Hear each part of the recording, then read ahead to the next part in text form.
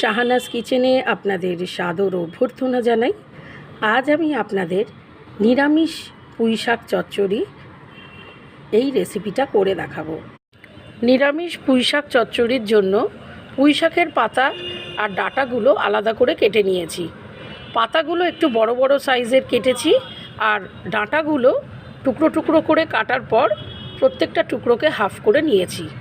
আলু ডুমো ডুমো করে কেটে নিয়েছি, কিছু কাঁচা লঙ্কা চিড়ে রেখেছি, একটা বেগুন টুকরো করে রেখেছি, আর কিছু কুমড়ো টুকরো করে রেখেছি। 3 টেবিল স্পুন সর্ষের তেল ভালো করে গরম করে ফোড়নের জন্য 1 টিস্পুন পাঁচফোড়ন আর দুটো টুকরো করে বা চিড়ে রাখা কাঁচা লঙ্কা দিয়ে দিলাম। ফোড়ন ভাজা ভাজা হয়ে সুগন্ধ বার হলে কেটে রাখা আলু আর কুমড়োগুলো দিয়ে দিলাম। যেহেতু এই দুটো সবজি একটু গলতে সময় লাগে, তাই প্রথমে এই দুটো সবজি হালকা করে ফ্রাই করে নিচ্ছি। কুমড়ো আর আলু হালকা ফ্রাই হয়ে যাবার পর পুঁই ডাঁটাগুলো দিয়ে দিলাম। পুঁই ডাঁটা হালকা ফ্রাই হয়ে যাবার পর কেটে রাখা বেগুনটা দিয়ে দিলাম।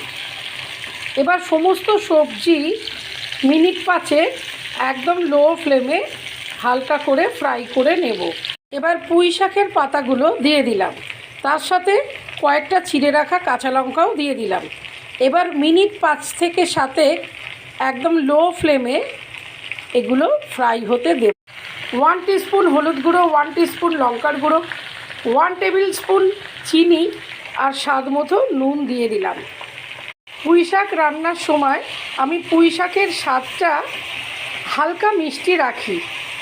এবার আপনারা যদি একটু নোনতা টাইপের খেতে চান তাহলে চিনির পরিমাণটা আরও কম দেবেন। লো টু মিডিয়াম ফ্লেমে ঢাকা চাপা দিয়ে মিনিট 10 হতে দেব। পুঁই শাক চচ্চড়ির সমস্ত সবজি সেদ্ধ হয়ে গেছে, আমার পুঁই শাক চচ্চড়ি রেডি হয়ে গেছে। এবার গ্যাস ওভেন থেকে নামিয়ে নিচ্ছি। নিরামিষ পুঁই শাক চচ্চড়ি রেডি ফর সার্ভ। এই রেসিপিটা আপনাদের যদি ভালো লেগে থাকে তাহলে অবশ্যই লাইক, কমেন্ট, শেয়ার করে দেবেন, আর নতুন বন্ধুরা আমার চ্যানেলটি সাবস্ক্রাইব করে দেবেন।